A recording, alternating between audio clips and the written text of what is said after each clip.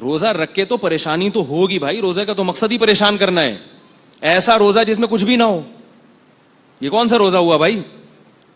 تو روزہ رکھیں گے تو گریں گے بھی, چکر بھی آئیں گے, پریشانی بھی ہوگی تو ہوگا, لیکن اگر واقعی بیماری ہے تو چھوڑ سکتے ہیں.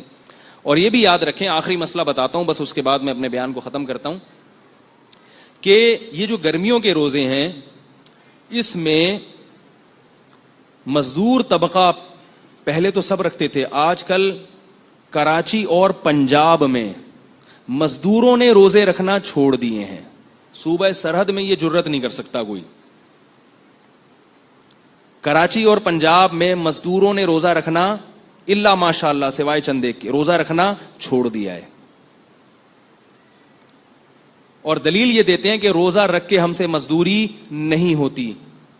تو یاد رکھو, مزدور کے لیے روزہ رکھنا بالکل ایسے ہی حرام اور گناہ کبیرہ ہے جیسے ایئر کنڈیشن میں بیٹھ کے اور ایئر کنڈیشن روم میں سونے والے کے لیے روزہ چھوڑنا حرام.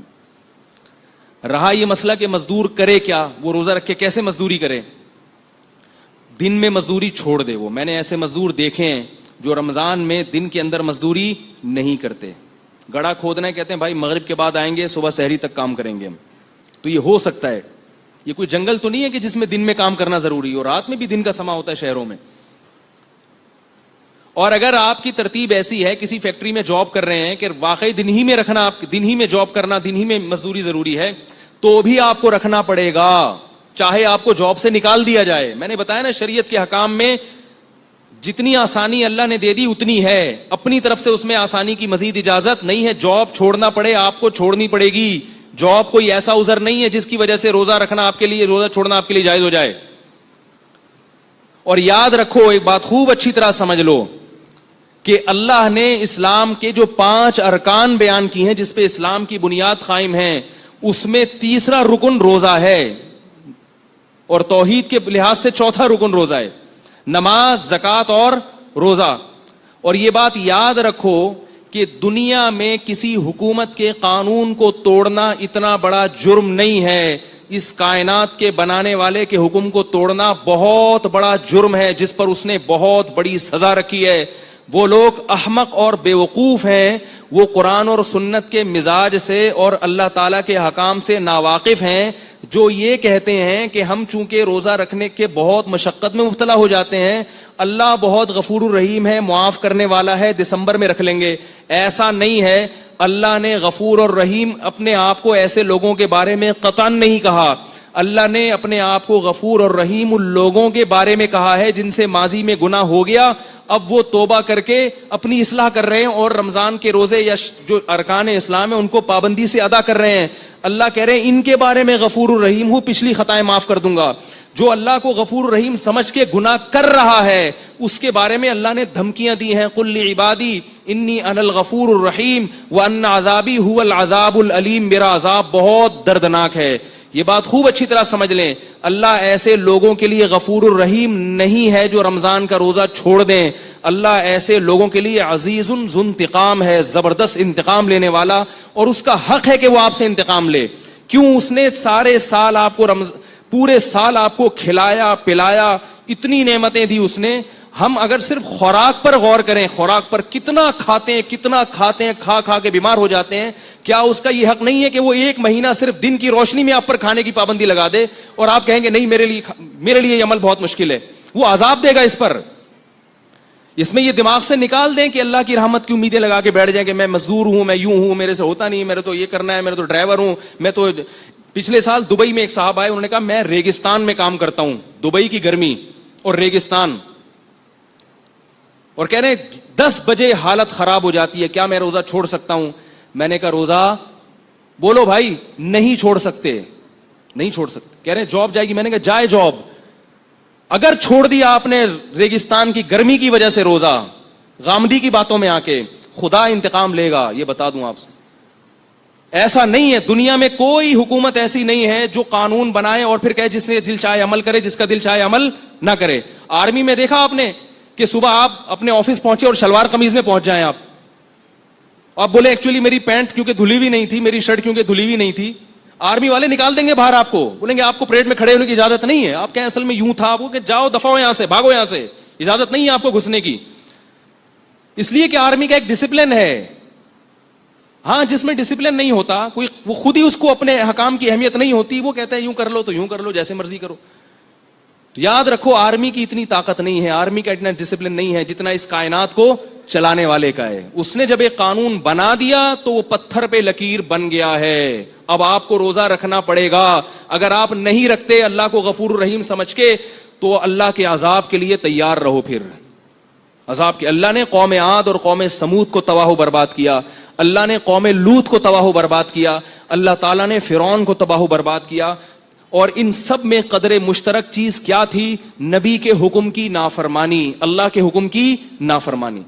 تو آپ کو روزہ چھوڑنے کی قطعاً اجازت، بولو بھائی، نہیں ہے. اللہ کے غضب کو دعوت مت دو.